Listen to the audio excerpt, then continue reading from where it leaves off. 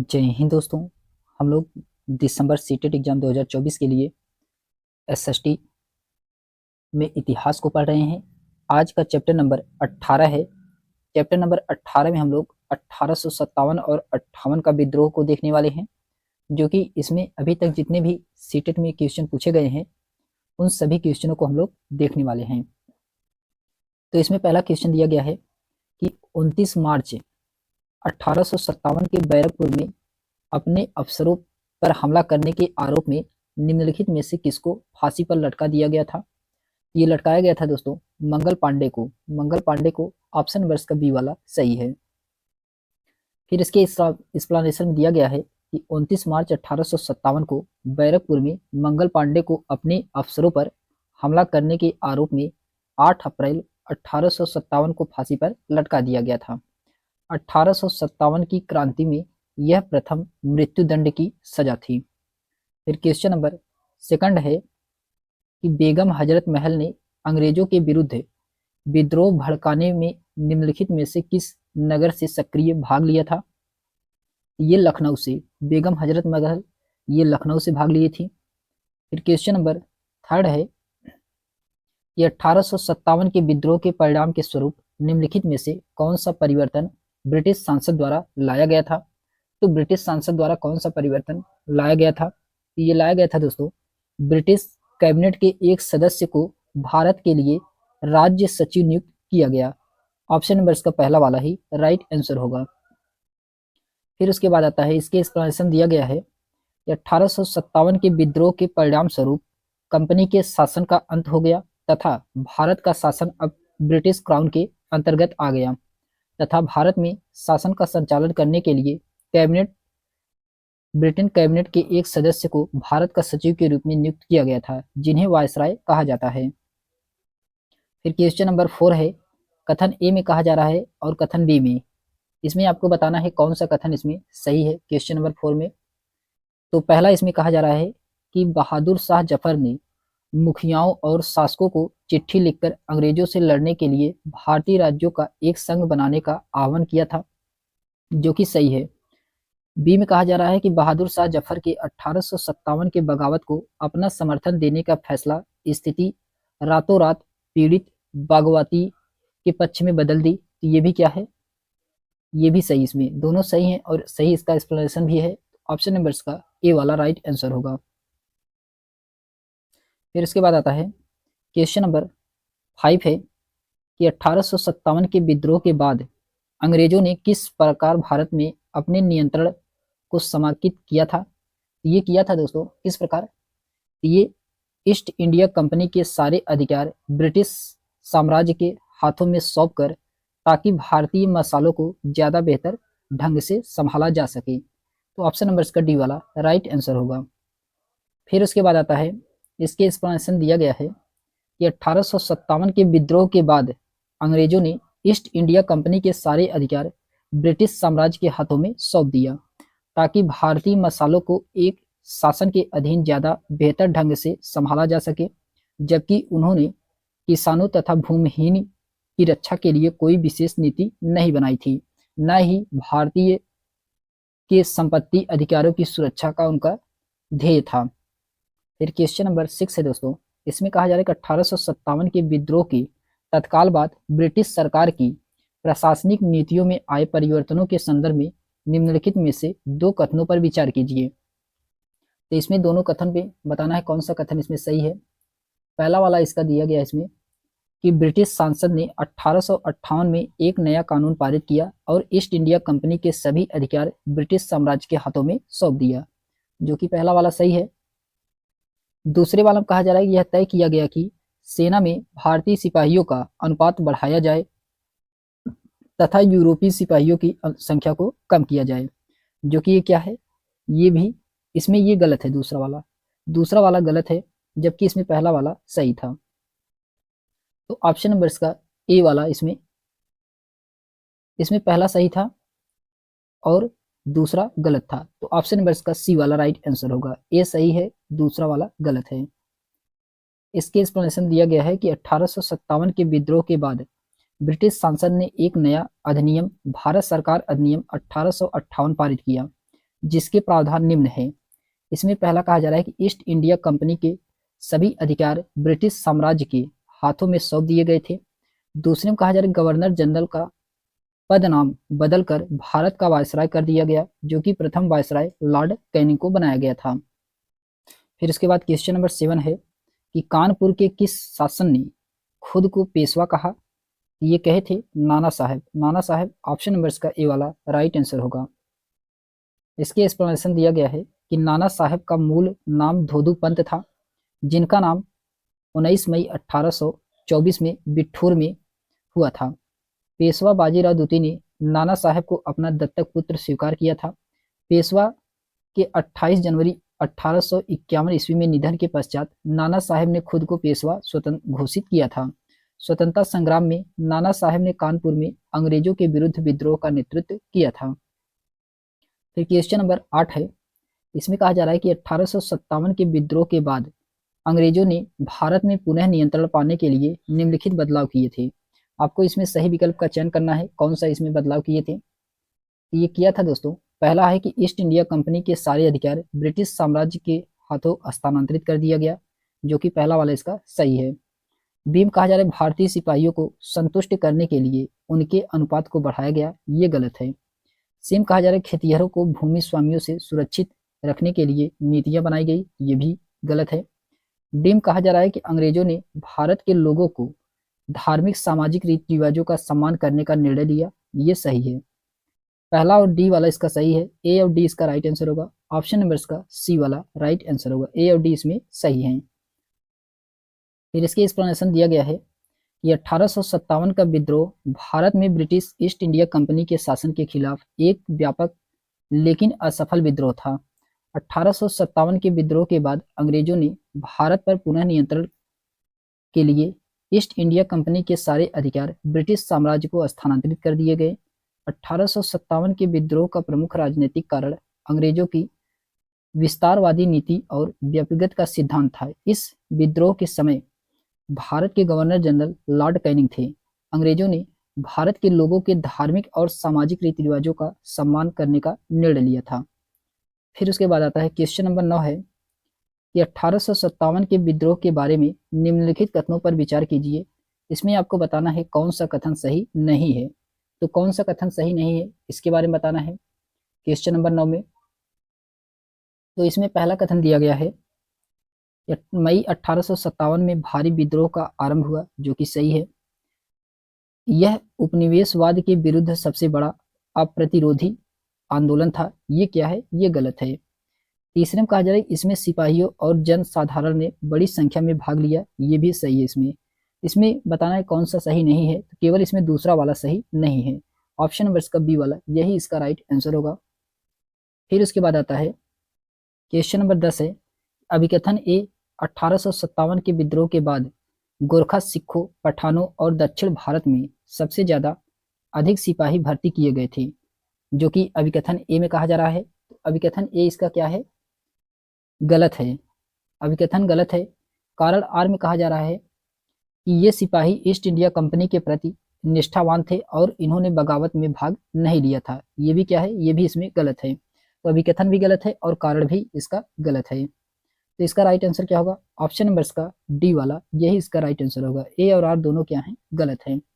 इसके एक्सप्लेनेशन दिया गया है कि 1857 के विद्रोह के बाद सेना में भारतीय सिपाहियों का अनुपात कम करने तथा यूरोपीय सिपाहियों की संख्या बढ़ाने का फैसला लिया गया। यह तभी तय किया गया कि अवध, बिहार, मध्य भारत तथा दक्षिण भारत में सिपाहियों की भर्ती कराने के बजाय अब गोरखा, सिखों, पठानों में ज्यादा सिपाही भर्ती किए गए हैं।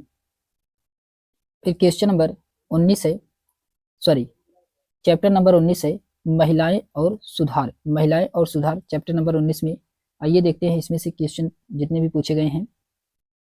इसमें पहला क्वेश्चन है कि महाराष्ट्र के संत कवियों ने विरोध किया, तो किसका किसका विरोध किया था।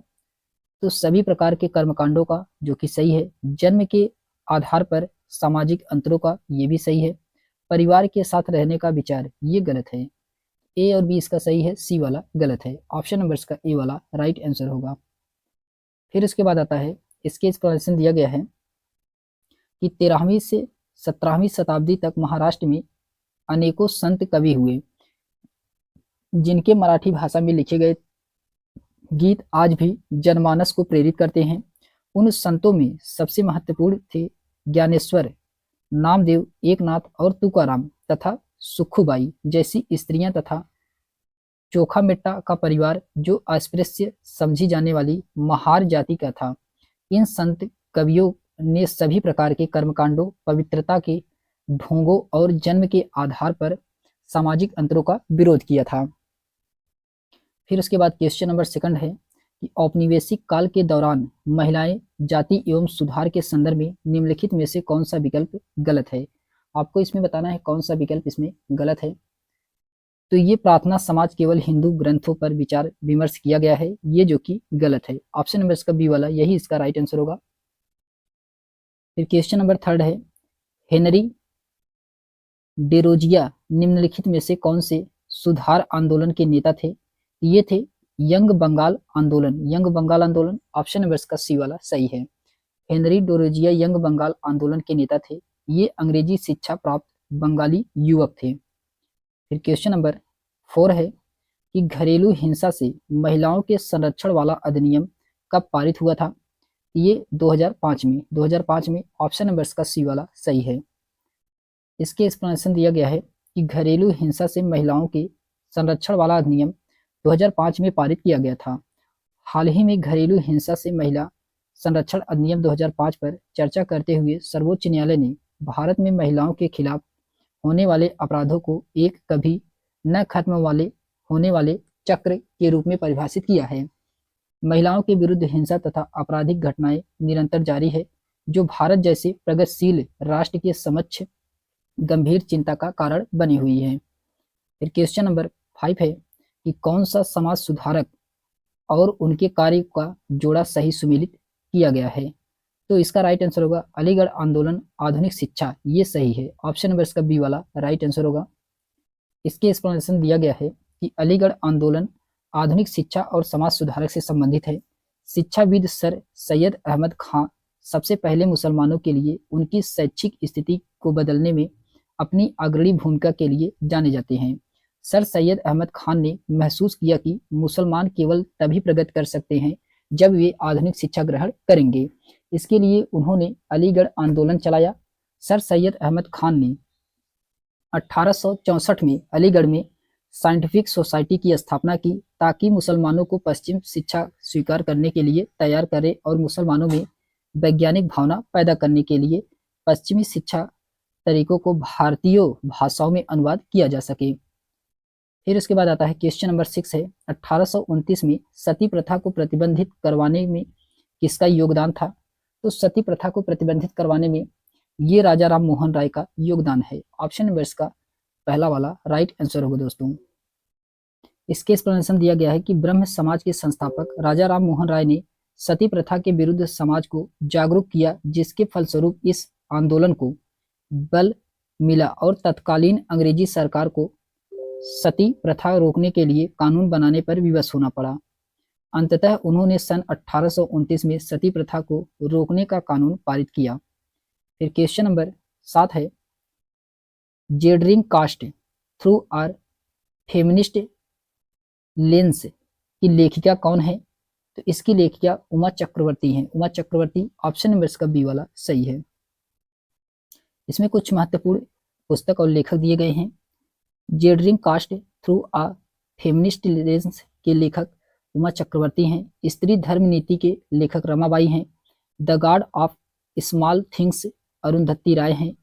स्त्री पुरुष तुलना ये ताराबाई शिंदे हैं। फिर उसके बाद आता है क्वेश्चन नंबर 8 है कि प्रतिवर्ष अंतर्राष्ट्रीय महिला दिवस मनाए जाने की तिथि क्या है। ये 8 मार्च को मनाया जाता है। ऑप्शन नंबर इसका ए वाला राइट आंसर होगा। इसके एक्सप्लेनेशन दिया गया है कि प्रतिवर्ष अंतर्राष्ट्रीय महिला दिवस मनाए जाने की तिथि 8 मार्च है। पहला है महिलाओं की उपलब्धियों का जश्न, महिलाओं की समानता के बारे में जागरूकता बढ़ाना, त्वरित लैंगिक समानता के निर्णय, महिलाओं के लिए अनुदान की व्यवस्था करना। नोट में दिया गया है कि हाल ही में अंतर्राष्ट्रीय महिला दिवस के अवसर पर ग्रुप कैप्टन से सालिजा धामी का चयन पश्चिम क्षेत्र यानी कि पाकिस्तान का सामना करने वाली में एक फ्रंटलाइन लड़ाकू इकाई की कमान संभालने के लिए किया गया है। क्वेश्चन नंबर 9 है कि निम्नलिखित में से दिए गए कथन ए और आर का इसमें अध्ययन करके आपको सही विकल्प का चयन करना है, कौन सा इसमें सही है। तो इसमें दिया गया है, पहला है कि अभिकथन में कहा जा रहा है कि बहुत से कार्य स्थलों में पुरुषों की तुलना में महिलाओं को कम वेतन दिया जाता था, जो कि ये क्या है, ये सही है। विवेचना आर में कहा जा रहा है कि महिलाओं की तुलना में पुरुषों शारीरिक रूप से ज्यादा तगड़े होते हैं, ये भी क्या है, ये भी सही है। इसमें दोनों सही है और सही व्याख्या इसका कर रहा है। ऑप्शन नंबर इसका बी वाला राइट आंसर होगा। ए और आर दोनों सही है, परंतु आर ए का सही व्याख्या है। फिर उसके बाद आता है क्वेश्चन नंबर 10 है। इसमें कहा जा रहा है कि निम्नलिखित में से किस समाज सुधारक ने प्राचीन ग्रंथों का उपयोग यह सुझाव देने के लिए किया कि विधवाएं पुनर्विवाह कर सकती हैं। ये ईश्वर चंद्र विद्यासागर, ईश्वर चंद्र विद्यासागर ऑप्शन नंबर इसका डी वाला राइट आंसर होगा। इसके एक्सप्लेनेशन दिया गया है कि समाज सुधारक ईश्वर चंद्र विद्यासागर ने प्राचीन ग्रंथों का संदर्भ देते हुए विधवा पुनर्विवाह के लिए सर्वप्रथम वकालत की थी। आगे चलकर लॉर्ड कैनिंग के समय विधवा पुनर्विवाह अधिनियम 1856 पारित किया गया, जिससे सती प्रथा जैसी कुप्रथाओं पर अंकुश लगाया गया। फिर उसके बाद आता है क्वेश्चन नंबर 11 है कि 19वीं सदी में निम्नलिखित में से किसने कुरान शरीफ की आयतों का हवाला देकर महिलाओं की शिक्षा के लिए तर्क किया। ये रुकैया सखावत हुसैन, रुकैया सखावत हुसैन ऑप्शन नंबर इसका पहला वाला सही है। 19वीं सदी में रुकैया सखावत हुसैन ने कुरान के शरीफ की आयतों का हवाला देकर महिलाओं की शिक्षा के लिए तर्क दिया था। फिर क्वेश्चन नंबर 12 है कि निम्नलिखित में से किस विदुषी ने स्त्री और पुरुष के बीच सामाजिक अंतरों की आलोचना पर आधारित पुस्तक स्त्री पुरुष की तुलना का लेखन किया था। ये किए थे ताराबाई शिंदे, ताराबाई शिंदे ऑप्शन नंबर इसका पहला वाला सही है। फिर उसके बाद आता है क्वेश्चन नंबर 13 है कि 19वीं शताब्दी के दौरान अधिकतर शिक्षित महिलाओं को स्कूल भेजने के बजाय उनके उत्तरदायित्व पिताओं तथा पतियों ने उन्हें स्कूल भेजने की बजाय घर पर पढ़ाया। तो घर पर पढ़ाया, तो इसका राइट आंसर क्या होगा, तो इसमें होगा दोस्तों, लड़कियों को स्कूल पहुंचाने के लिए सार्वजनिक स्थानों से गुजरते हुए यात्रा करनी पड़ती थी और उनकी सुरक्षा एक चिंता थी। ऑप्शन नंबर इसका बी वाला यही इसका राइट आंसर होगा। क्वेश्चन नंबर 14 है कि राजा राम मोहन राय जैसे समाज सुधारक स्त्रियों के विरुद्ध प्रचलित सामाजिक अन्याय जैसे सती होना के बारे में प्रचार प्रसार के लिए निम्नलिखित में से किस युक्ति का प्रयोग करते थे। ये अपनी सोच को सिद्ध करने के लिए प्राचीन धार्मिक पाठों से श्लोक या वाक्य का प्रयोग करते थे। ऑप्शन नंबर इसका बी वाला यही इसका राइट आंसर होगा। फिर उसके बाद आता है, इसमें दिया गया है 95 से 96 तक क्वेश्चन दिए गए, नीचे अनुच्छेदों को पढ़ करके उपरांत अगले दो प्रश्नों के उत्तर देने के सबसे उचित विकल्प होंगे। तो इसमें कहा जा रहा है,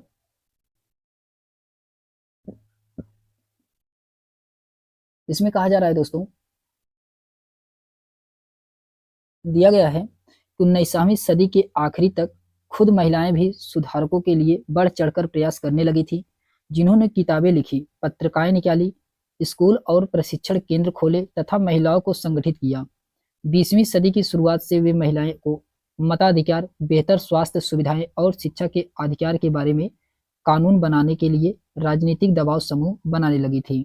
सभी समुदायों के महिलाओं ने 1920 के दशक के बाद विभिन्न प्रकार के राष्ट्रवादी और समाजवादी आंदोलन में हिस्सा लिया। 20वीं सदी में जवाहरलाल नेहरू और सुभाष चंद्र बोस जैसे नेताओं ने महिलाओं के लिए एक अधिक स्वतंत्रता व समानता की मांगों का समर्थन किया। राष्ट्रवादी नेताओं ने आश्वासन दिया कि स्वतंत्रता मिलने पर सभी पुरुष व महिलाएं को वोट देने का अधिकार दे दिया जाएगा, परंतु उनका आह्वान था कि जब तक स्वतंत्रता नहीं मिल जाती तब तक महिलाओं को अंग्रेजी राज विरोधी संघर्ष में ही जोर लगाना चाहिए।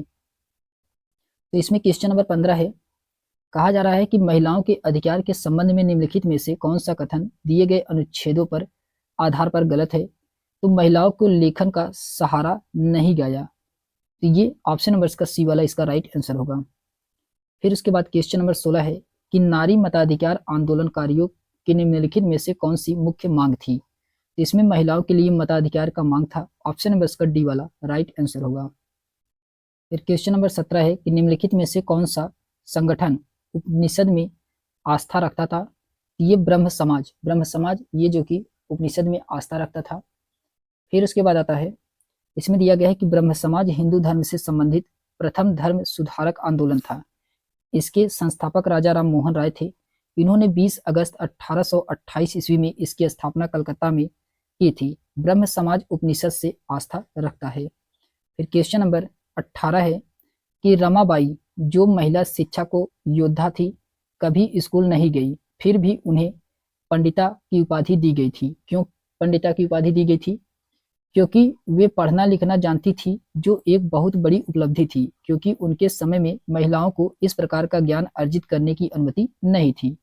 ऑप्शन नंबर इसका डी वाला यही इसका राइट आंसर होगा। फिर इसके एक्सप्लेनेशन दिया गया है कि रमाबाई ने अपने पिता से संस्कृत भाषा का ज्ञान प्राप्त करके 12 वर्ष की उम्र में ही 20,000 श्लोक कंठस्थ कर लिए थे।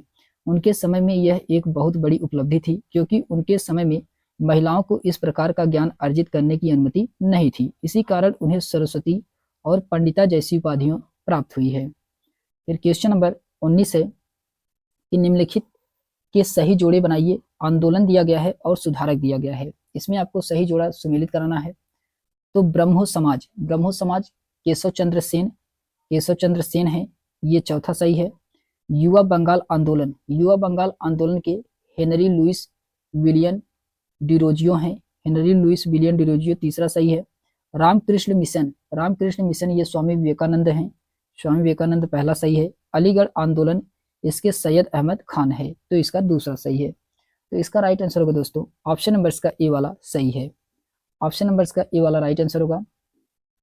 फिर उसके बाद आता है, इसके एक्सप्लेनेशन दिया गया है कि ब्रह्म समाज केशव चंद्र सेन 1856 में, युवा बंगाल आंदोलन Henry Louis William Derozio, Ramakrishna mission Swami Vivekananda 1897 में, अलीगढ़ आंदोलन सर सैयद अहमद खान 1875 में।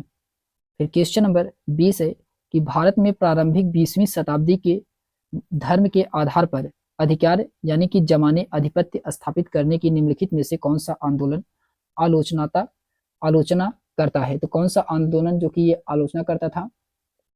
तो उस आंदोलन का नाम था दोस्तों स्वाभिमान आंदोलन। ऑप्शन नंबर इसका बी वाला सही है। स्वाभिमान आंदोलन इसका राइट आंसर होगा।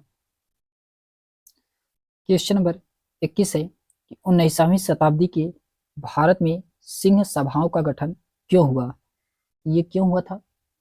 ये हुआ था दोस्तों अंग्रेज सरकार के विरुद्ध लड़ाई के लिए, जो कि गलत है। बी में कहा जा रहा है कि सिखों में प्रचलित अंधविश्वासों से छुटकारा पाने के लिए, ये सही है। सी में कहा जा रहा है जाति प्रतिष्ठा और भेदभाव की प्रथाओं को समाप्त करने के लिए, ये भी सही है। डी में कहा जा रहा है सिखों में शिक्षा को प्रोत्साहित करने के लिए, ये भी सही है। तो इसमें बी सी डी इसका राइट आंसर होगा। तो ऑप्शन नंबर इसका बी वाला सही, बी सी डी इसका राइट आंसर है। फिर उसके बाद आता है क्वेश्चन नंबर 22 है कि कथन ए और कथन बी को पढ़िए और सही उत्तर का इसमें चयन करना है, कौन सा इसमें सही है। तो पहला है कि वीरासंगलिंगम पंतुलु ने विधवा पुनर्विवाह के समर्थन में मद्रास प्रेसिडेंसी में एक संगठन बनाया था, जो कि सही है। आर्य समाज की स्थापना करने वाले स्वामी दयानंद सरस्वती ने भी विधवा पुनर्विवाह का समर्थन किया था, तो ये भी सही है। इसमें दोनों सही है। ऑप्शन नंबर इसका ए वाला राइट आंसर होगा। ए और बी इसमें दोनों सही हैं। फिर उसके बाद आता है क्वेश्चन नंबर 23 है कि शुरुआत में महात्मा गांधी नमक आंदोलन में महिलाओं की भागीदारी के पक्ष में नहीं थे। निम्न में से किसने उन महिलाओं को आंदोलन में जुड़ने से स्वीकृति देने के लिए मनाया था? ये किए थे सरोजिनी नायडू। ऑप्शन नंबर इसका डी वाला सही है। इसके एक्सप्लेनेशन दिया गया है कि शुरुआत में महात्मा गांधी नमक आंदोलन में महिलाओं की भागीदारी के पक्ष में नहीं थे, परंतु सरोजिनी नायडू ने महिलाओं के आंदोलन में जुड़ने की स्वीकृति देने के लिए मनाया था। सरोजिनी नायडू भारतीय राष्ट्रीय कांग्रेस के अध्यक्ष 1925 में 40वां अध्यक्ष बनी थी। 40वें अधिवेशन में बनने वाली प्रथम भारतीय महिला थी। यह उत्तर प्रदेश की प्रथम राज्यपाल। इन्हें भारत की कोकिला कहा जाता है। क्वेश्चन नंबर 24 है कि आर्य समाज की स्थापना किसने की थी? ये स्वामी दयानंद सरस्वती के द्वारा किया गया था। आर्य समाज की स्थापना स्वामी दयानंद सरस्वती के द्वारा किया गया था। इसके एक्सप्लेनेशन दिया गया है कि आर्य समाज की स्थापना बंबई में 10 अप्रैल 1875 ईस्वी में स्वामी दयानंद सरस्वती ने किया था।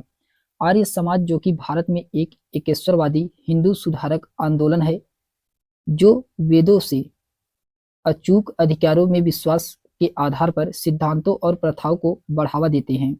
स्वामी दयानंद सरस्वती ने वेदों की ओर लौटो का नारा दिया तथा लोगों को पुनः हिंदू धर्म में लाने के लिए शुद्ध आंदोलन चलाया था। फिर क्वेश्चन नंबर 25 है कि किसने काश्तकार की चाबुक नामक पुस्तक लिखी थी? ये ज्योतिराव फूले। ज्योतिराव फूले, ऑप्शन नंबर इसका सी वाला सही है।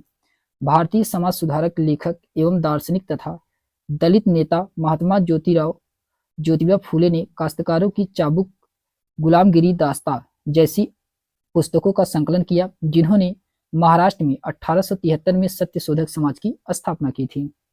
फिर क्वेश्चन नंबर 26 है कि समाज सुधारकों के हरिदास ठाकुर और ईवी रामास्वामी नायकर के विषय में कौन सा कथन सत्य है? तो इसमें बताना है कौन सा कथन सत्य है। पहला है कि दोनों ने समाज में भेदभाव का सामना कर रहे जाति समूहों के लिए कार्य किया, जो कि सही है। बी में कहा जा रहा है कि दोनों ने ब्राह्मणों के उन ग्रंथों के विरुद्ध थे जो जाति प्रथा के समर्थक थे, ये भी इसमें सही है। ए और बी इसमें दोनों सही है। ऑप्शन नंबर इसका ए वाला राइट आंसर होगा।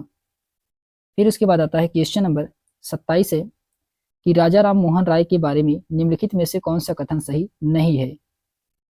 तो उन्होंने ब्रह्मो सभा नामक एक सुधारवादी संगठन बनाया, जो कि सही है। वह भारत में पश्चिमी शिक्षा के प्रसार के विरुद्ध थे, ये क्या है? ये गलत है। ऑप्शन नंबर इसका बी वाला यही इसका राइट आंसर होगा। इसके एक्सप्लेनेशन दिया गया है कि राजा राम मोहन राय 1772 से 1833 में एक महान भारतीय समाज सुधारक थे। इन्होंने कलकत्ता में ब्रह्म सभा नामक से एक सुधारवादी संगठन बनाया था, जिसे बाद में ब्रह्म समाज के नाम से जाना गया। राजा राम मोहन राय ने देश में पश्चिमी शिक्षा का प्रसार करने और महिलाओं के लिए ज्यादा स्वतंत्रता व समानता के पक्षधर थे। क्वेश्चन नंबर 28 है कि पूर्व मद्रास यानी कि चेन्नई में स्थापित वेद समाज प्रेरित था। वेद समाज ये ब्रह्म समाज द्वारा प्रेरित था। ऑप्शन नंबर इसका सी वाला राइट आंसर होगा। इसके एक्सप्लेनेशन दिया गया है कि पूर्व मद्रास यानी कि चेन्नई में स्थापित वेद समाज ब्रह्म समाज द्वारा प्रेरित था। ब्रह्म समाज की स्थापना राजा राम मोहन राय द्वारा 1828 ईस्वी में भारतीय समाज में व्याप्त कुरीतियों को दूर करने के लिए की गई थी। प्रार्थना समाज की स्थापना 1867 ईस्वी में आत्माराम पांडुरंग द्वारा की गई थी। आर्य समान एक हिंदू सुधारक आंदोलन से संबंधित था, जिसकी स्थापना स्वामी दयानंद सरस्वती के द्वारा किया गया था। 1875 ईस्वी में की गई थी। युवा बंगाल आंदोलन 1826 ईस्वी में। इस आंदोलन की शुरुआत हेनरी विपियन डेरोजियो द्वारा किया गया था। डेरोजियो को आधुनिक भारत का प्रथम राष्ट्र कवि कहा जाता है। फिर क्वेश्चन नंबर 9 है कि कथनों ए और बी को पढ़े और सही उत्तर का इसमें चुनाव करना है। कौन सा इसमें सही है कथन ए और बी? इसमें कहा जा रहा है पहले में कि राजा राम मोहन राय जैसे लोगों को सुधारक इसलिए कहा जाता है क्योंकि वे मानते थे कि समाज में परिवर्तन लाना और अन्यायपूर्ण तौर तरीकों को छुटकारा पाना जरूरी है, जो कि ये क्या है? पहला वाला इसका सही है। बी वाले में कहा जाए सुधारकों का विचार था कि इस तरह के परिवर्तन लाने के लिए लोगों को इस बात के लिए प्रेरित किया गया जाना चाहिए कि वे पुराने व्यवहार को छोड़ जीवन का नया ढंग अपनाने के लिए तैयार हों। ये भी क्या है? ये भी इसमें सही है। ए और बी इसमें दोनों सही है। तो इसका राइट आंसर क्या होगा? ऑप्शन नंबर इसका सी वाला सही है। ए और बी इसमें दोनों सही हैं। फिर क्वेश्चन नंबर 30 है कि निम्नलिखित में से ज्योतिराव फूले के बारे में कौन सा कथन सही है? तो ज्योतिराव फूले के बारे में बताना है, इसमें से कौन सा कथन सही है? तो इसमें दिया गया है, पहला है फूले ने ईसाई मिशनरी स्कूलों में पढ़ाई की थी, जो कि सही है। उन्होंने ब्राह्मणों के श्रेष्ठ होने के दावे पर खुलकर हमला किया था, ये भी सही है। फिर उसके बाद उन्होंने कहा कि आर्य विदेशी थे, ये भी क्या है? ये भी सही है। वह अपने समय के औपनिवेशवाद विरोधी राष्ट्रवाद के आलोचक थे, ये भी सही है। फिर उसके बाद आता है उन्होंने अपनी किताब गुलामगिरी दक्षिण अफ्रीका के रंग भेदी विरोध संघर्ष को समर्पित किया, ये क्या है? ये गलत है। इसमें ए बी सी डी इसका राइट आंसर होगा, ई वाला इसमें गलत है। तो ऑप्शन नंबर इसका पहला वाला सही है, ए बी सी डी इसका राइट आंसर होगा। फिर उसके बाद आता है क्वेश्चन नंबर 31 है कि किसी भी सामाजिक बुराई को चुनौती देने के लिए ईश्वर चंद्र विद्यासागर द्वारा अपनाई गई रणनीति निम्नलिखित प्रकार से थी। तो किस प्रकार से थी? तो ए पश्चिम विचारों का हवाला देना, जो कि सही है। समर्थन देने वाले अंधविश्वास को खोजना, ये गलत है। प्राचीन ग्रंथों में श्लोक या वाक्यों को ढूंढना, ये सही है। तो ए और सी इसका सही है, बी इसका गलत है। ए सी ऑप्शन नंबर इसका डी वाला राइट आंसर होगा। इसके एक्सप्लेनेशन दिया गया है कि पश्चिमी विचारों को हवाला देने और प्राचीन ग्रंथों में ये श्लोक या वाक्यों को ढूंढना किसी भी सामाजिक बुराइयों को चुनौती देने के लिए ईश्वर चंद्र विद्यासागर द्वारा अपनाई गई रणनीति थी। 1820 ईस्वी में ईश्वर चंद्र विद्यासागर का जन्म बंगाल के हुगली जिले में बिरह सिंह गांव के एक बंगाली हिंदू ब्राह्मण परिवार में हुआ था। ईश्वर चंद्र विद्यासागर 19वीं सदी में एक उल्लेखनीय कार्यकर्ता और विचारक थे। एक प्रसिद्ध विद्वान और समाज सुधारक के रूप में उनके विचारों में भारतीय और पश्चिमी दोनों आदर्श मिलते हैं। फिर क्वेश्चन नंबर 32 है कि कॉलम ए और कॉलम बी को मिलान कराना है। इसमें आपको बताना है कौन सा इसमें सही है। क्वेश्चन नंबर 32 में तो इसमें दिया गया है राजा राम मोहन राय। राजा राम मोहन राय इनकी क्या थी? इनकी ब्रह्मो सभा थी। राजा राम मोहन राय की क्या थी? ब्रह्मो सभा थी। तो इसका चौथा सही है। स्वामी दयानंद सरस्वती ये आर्य समाज से जुड़े थे, तीसरा सही है। पंडित रमाबाई क्या थी? तो पंडित रमाबाई ये विधवा गृह चलाती थी, तो पहला सही है। और ईश्वर चंद्र विद्यासागर लड़कियों के लिए स्कूल बनवाए थे, दूसरा सही है। तो इसका राइट आंसर होगा ऑप्शन नंबर इसका सी वाला राइट आंसर होगा। ए का चौथा है, बी का तीसरा है, सी का पहला और डी का इसमें दूसरा सही है। फिर इसमें दिया गया है संस्थाएं दिए गए हैं, संस्थापक और स्थापना वर्ष दिया गया है। ब्रह्मो सभा इसके संस्थापक राजा राम मोहन राय थे, 1828 में इसकी स्थापना की गई थी। और आर्य समाज जो कि स्वामी दयानंद सरस्वती थे 1875 में। विधवा गृह ये पंडिता रमाबाई थी। फिर उसके बाद इसमें दिया गया है लड़कियों के लिए स्कूल बनवाए ये ईश्वर चंद्र विद्यासागर के द्वारा। वेद समाज आचार्य केशव चंद्र सेन 1867 में। वेल्लूर मठ ये स्वामी विवेकानंद 1887 में। विश्व भारती रविन्द्रनाथ ठाकुर ये 1912 में। फिर उसके बाद आता है क्वेश्चन नंबर 33 है कि प्राचीन ग्रंथों में विधवाओं को जलाने की अनुमति कहीं नहीं दी गई है। यह कथन किस समाज सुधारक के साथ जुड़ी हुई है? ये राजा राम मोहन राय के साथ जुड़ा हुआ है। ऑप्शन नंबर इसका डी वाला सही है। फिर क्वेश्चन नंबर 34 है कि निम्नलिखित में से किसने कुरान की आयतों की पुनर्व्याख्या करके कहा कि महिलाओं को भी शिक्षा का अधिकार मिलना चाहिए? ये कहे थे मुमताज अली। ऑप्शन नंबर इसका बी वाला सही है। इसके एक्सप्लेनेशन दिया गया है कि मुमताज अली एक समाज सुधारक और नारीवादी थी, जो कि इन्होंने महिलाओं के अधिकार के लिए लड़ाई लड़ी थी। इन्होंने महिलाओं की शिक्षा के लिए तर्क करने के लिए कुरान के छंदों की पुनर्व्याख्या किया था। फिर उसके बाद आता है क्वेश्चन नंबर 35 है कि भेदभाव के विरुद्ध लड़ने और सामाजिक न्याय मांगने हेतु महिलाओं के आंदोलन में विभिन्न रणनीतियां प्रयुक्त की गई थी। निम्नलिखित में से क्या रणनीति नहीं थी? आपको बताना इसमें से कौन सा रणनीति नहीं थी। बहिष्कृत करना ये जो कि सही नहीं था, जबकि विरोध करना, एकजुटता और अभियान ये तीनों थे। बहिष्कृत करना ये नहीं था। ऑप्शन नंबर इसका बी वाला यही इसका राइट आंसर होगा। फिर उसके बाद आता है क्वेश्चन नंबर 36 है कि निम्नलिखित में से कौन से कथन सामाजिक सुधार और जातीय उन्मूलन के संदर्भ में सही है? इसमें बताना है कौन सा सही है। तो पहला है इसमें राजा राम मोहन राय ने अपने विचारों के प्रसार के लिए पर्चे लिखे जो संवाद के रूप में थे। ये क्या है? पहला वाला इसका सही है। बी वाले में कहा जा रहा है सिंह सभा के नेताओं ने आधुनिक शिक्षा और सिख सिद्धांतों का प्रोत्साहन किया। ये भी सही है। सिम कहा जा रहा है पेरियार के शिक्षण में समानता का विचार धर्म के माध्यम से प्रोत्साहित किया गया। ये क्या है? ये गलत है इसमें। तो इसमें ए और बी सही है, जबकि सी वाला क्या है? गलत है। तो ऑप्शन नंबर इसका ए वाला राइट आंसर होगा। ए और बी इसमें सही है। फिर उसके बाद आता है क्वेश्चन नंबर 37 है कि अगर वेद समाज ने रूढ़िवादी हिंदुत्व के अंधविश्वासों की सख्त निंदा की तो प्रार्थना समाज ने प्रायः किया था। तो क्या किया था? जातीय बंधनों के उन्मूलन के लिए। ऑप्शन नंबर इसका पहला वाला राइट आंसर होगा। फिर उसके बाद आता है क्वेश्चन नंबर 38 है कि निम्नलिखित में से सामाजिक सुधारकों को उनके कार्य के साथ सही सुमेलित कीजिए। उनके कार्य के साथ सही सुमेलित करना है, इसमें कौन सा सही सुमेलित है? तो इसमें दिया गया है ज्योतिराव फुले। ज्योतिराव फुले, ये जो कि इनका कार्य क्या था? तो महाराष्ट्र में लड़कियों के लिए स्कूल खोले। महाराष्ट्र में लड़कियों के लिए स्कूल खोले, तीसरा सही है। बेगम रुकैया सखावत, ये क्या थी? तो पटना और कलकत्ता में लड़कियों के लिए स्कूल खोले थे, पहला सही है।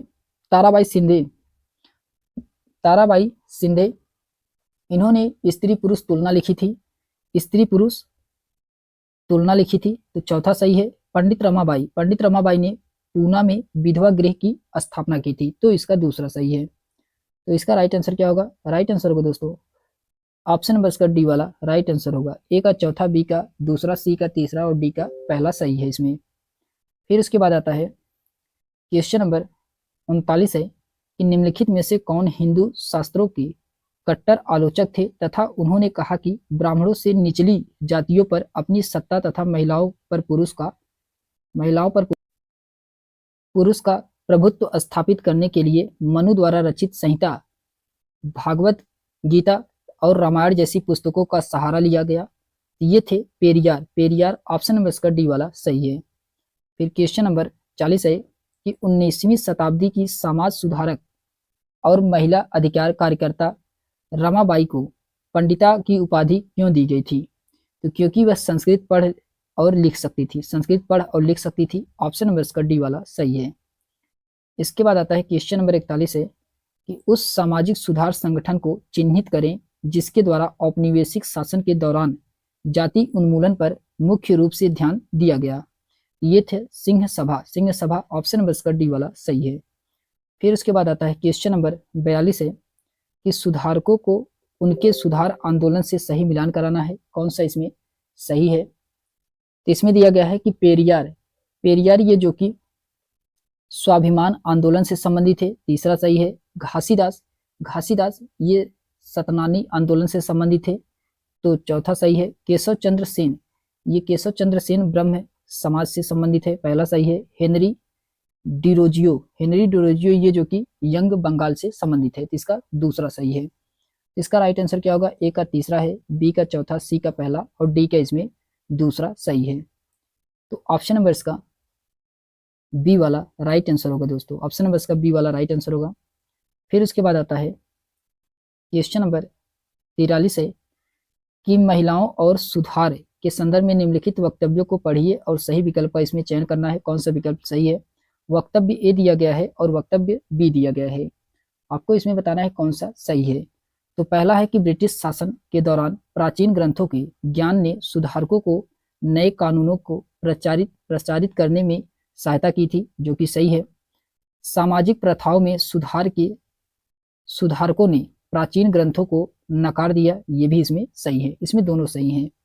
तो इसका राइट आंसर क्या होगा? ऑप्शन नंबर इसका सी वाला राइट आंसर होगा, ए और बी इसमें दोनों सही हैं। क्वेश्चन नंबर 44 है कि अभिकथन ए और कारण आर को पढ़ करके आपको इसमें सही उत्तर का चयन करना है, कौन सा उत्तर सही है।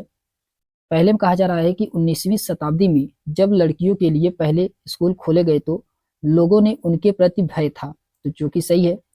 लोगों को भय था कि स्कूल जाने पर लड़कियों पर दुष्प्रभाव पड़ेगा, ये भी सही है और इसका सही एक्सप्लेनेशन भी कर रहा है, तो ऑप्शन नंबर इसका पहला वाला सही है। ए और आर दोनों सही है, आर सही व्याख्या करता है ए की।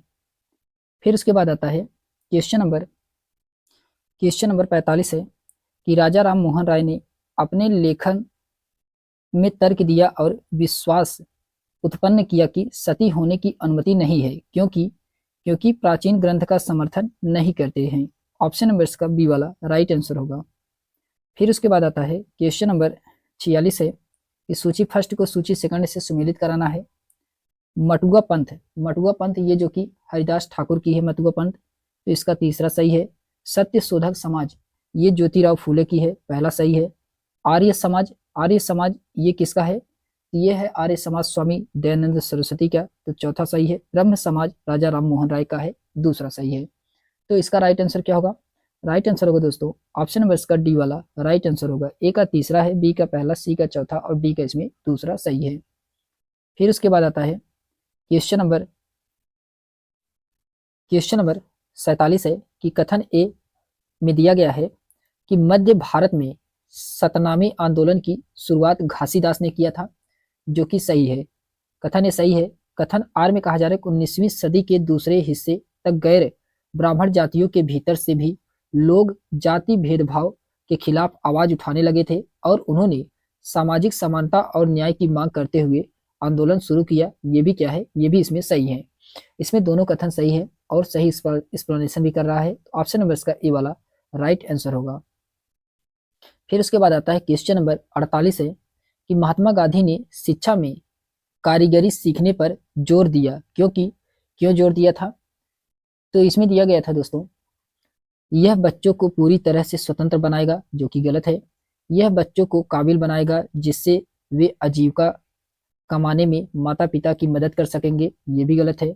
यह दिमाग और समझने की क्षमता को विकसित करेगा, जो कि सही है। यह गरिमा और आत्मसम्मान को वृद्धि की ओर ले जाएगा, ये भी सही है।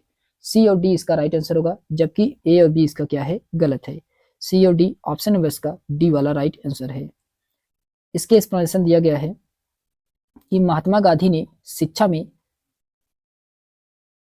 कारीगरी सीखने पर सबसे ज्यादा जोर दिया, क्योंकि यह दिमाग को समझने की क्षमता को विकसित करेगा तथा गरिमा और आत्मसम्मान की वृद्धि की ओर ले जाएगा। महात्मा गांधी की शिक्षा पर विचार व्यवहारिक थे, क्योंकि कारीगरी सीखने के संदर्भ में महात्मा गांधी का मूल उद्देश्य स्वावलंबन था। गांधी जी ने 1937 में अखिल भारतीय शैक्षिक सम्मेलन का आयोजन किया था। इसमें उन्होंने जो प्रस्ताव पारित हुए थे वही वर्धा शिक्षा योजना के नाम से जाना जाता है। फिर उसके बाद आता है क्वेश्चन नंबर 49 है कि ईश्वर चंद्र विद्यासागर ने प्राचीन ग्रंथों का हवाला दिया था। तो किस ग्रंथों का हवाला दिया था ईश्वर चंद्र विद्यासागर ने? ये दिए थे दोस्तों, विधवा विवाह हो सके। ऑप्शन नंबर इसका सी वाला सही है, विधवा विवाह हो सके। इसके एक्सप्लेनेशन दिया गया है कि ईश्वर चंद्र विद्यासागर ने विधवा विवाह के पक्ष में प्राचीन ग्रंथों का हवाला दिया। अंग्रेजी सरकार ने उनके सुझाव को मानकर 1856 में विधवा विवाह के पक्ष में एक कानून पारित किया। सती प्रथा समाप्त करने के लिए 1829 में लॉर्ड विलियम बेंटिंक ने सती प्रथा को अवैध घोषित किया था। फिर क्वेश्चन नंबर 50 है दोस्तों कि निम्नलिखित में से निम्नलिखित कथनों पर विचार कीजिए। कथन ए और कथन बी दिया गया है, आपको इसमें सही उत्तर का चयन करना है, कौन सा इसमें सही है। कथन ए में कहा जाए हेनरी लुइस विलियम डेरोजियो के विद्यार्थियों ने परंपराओं और नीति का खंडन किया। उन्होंने स्त्रियों के लिए शिक्षा की मांग की और विचार और अभिव्यक्ति की आजादी के लिए अभियान चलाया, जो कि सही है। हेनरी के विचार आमूल परिवर्तनकारी थे तथा उन्होंने अपने शिष्यों को सभी प्रकार की सत्ता पर प्रश्न उठाने के लिए प्रोत्साहित किया। ये भी क्या है, ये भी सही है। कथन ए सही है, कथन बी दोनों सही है। इसमें ऑप्शन नंबर का ए वाला राइट आंसर होगा दोस्तों। ए और बी इसमें दोनों सही है और इसका सही व्याख्या भी कर रहा है। तो हम लोगों ने क्वेश्चन नंबर 50 तक देखा है। इसके आगे हम लोग नेक्स्ट वीडियो में देखेंगे दोस्तों। तो आज के लिए बस इतना ही, मिलते हैं हम लोग नेक्स्ट वीडियो में।